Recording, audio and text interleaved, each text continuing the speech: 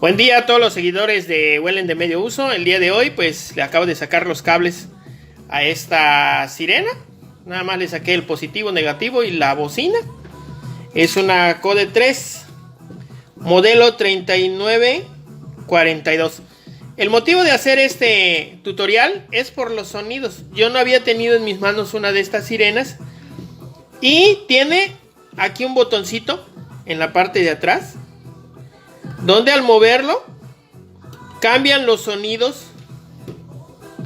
de Yelp y Halo en los segundos sonidos. Al momento de apretar manual es cuando hacen los cambios. Ahorita voy a hacer esa prueba para que ustedes lo chequen. Bueno, metemos corriente en la fuente y vamos a iniciar.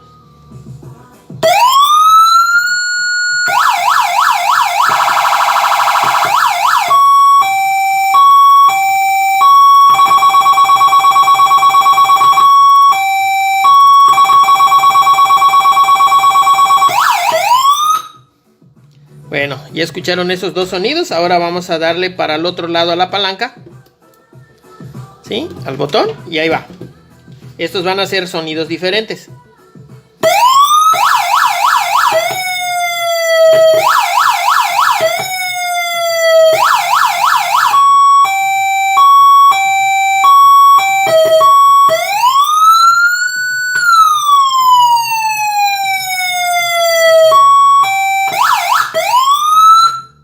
Pues eso era todo lo que le quería mostrar.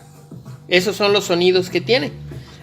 Pues es un equipo bueno. Desafortunadamente este tipo de conectores es muy difícil de conseguir. Entonces pues le saqué de este lado los cables sin mayor problema.